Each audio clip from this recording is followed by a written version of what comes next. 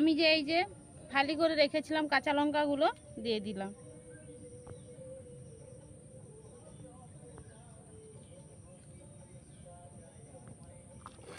একসঙ্গে রাঁধুনি আর কালো জিরে। নমস্কার বন্ধুরা, চলে আসছি আর একটা নতুন রেসিপি নিয়ে। আজকে বানাবো ডিম ভাপা। তার জন্য কি কি উপকরণগুলো নিয়েছি আপনাদেরকে দেখাচ্ছি। ডিমটা আমি আগে থেকে সেদ্ধ করে যে ছাড়িয়ে নিয়েছি। নুন নিয়েছি, গন্ধরাজ লেবুর পাতা নিয়েছি, হলুদ গুঁড়ো, একসঙ্গে পোস্ত, জিরে, সর্ষে, মগজদানা বেটে নিয়েছি, কাঁচা লঙ্কা এই যে ফালি করে নিয়েছি, রাঁধুনি আর কালো জিরে নিয়েছি, পেঁয়াজ পেস্ট করে নিয়েছি, আর এই যে ধনের গুঁড়ো, এই যে সর্ষের তেল।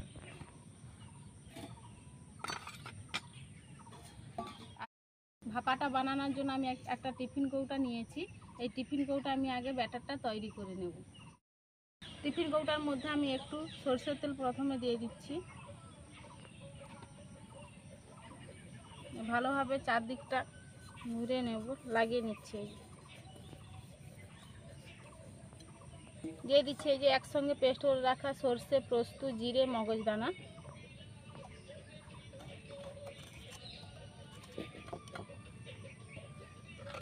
পেঁয়াজ বাটা,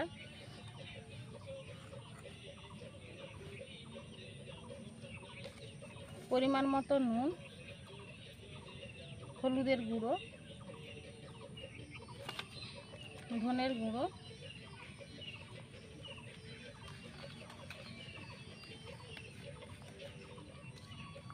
সামান্য একটু জল,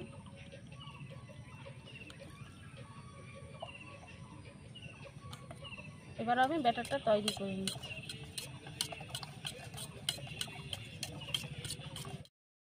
দেখুন ব্যাটারটা আমার তৈরি হয়ে গেছে। একটু আমি ঝোল ঝোল রেখেছি।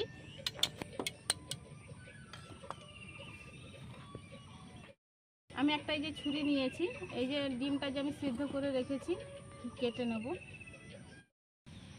এই যে এইরকমভাবে কেটে নিচ্ছি। আমি এরকমভাবে কাটছি, আপনারা চাইলেও দু ফালি করে নিতে পারেন। এরকম কাটার কারণ হচ্ছে মশলাগুলো সব ঢুকে যাবে ডিমের মধ্যে।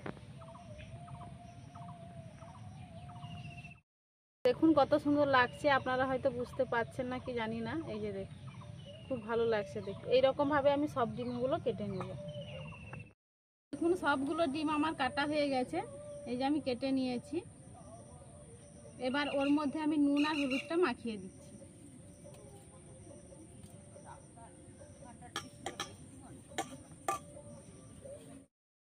সবগুলো ডিমের মধ্যে আমার নুন হলুদ মাখানো হয়ে গেছে। আর আমি এই যে ব্যাটারটা তৈরি করে রেখেছিলাম ওর মধ্যে দিয়ে দিচ্ছি ডিমগুলো।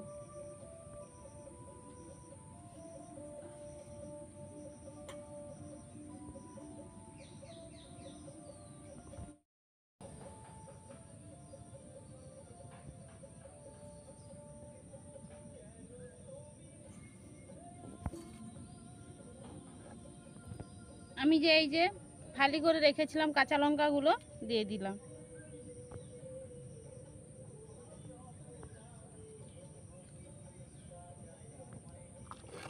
একসঙ্গে রাঁধুনি আর কালো জিরে।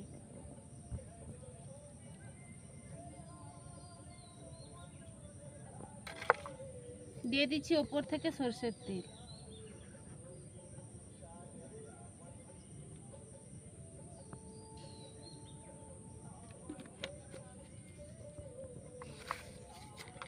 দিয়ে দিচ্ছি গন্ধরাজ লেবুর পাতা।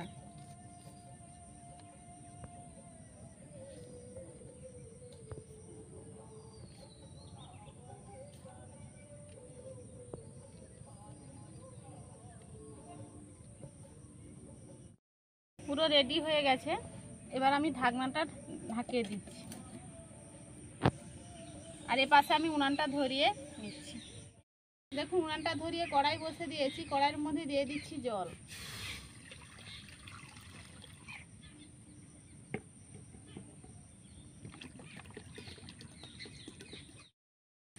কড়াইয়ের মধ্যে জল দিয়েছি আর একটা আমি যে স্ট্যান্ড নিয়েছি স্ট্যান্ডটা দিয়ে বসে দিলাম।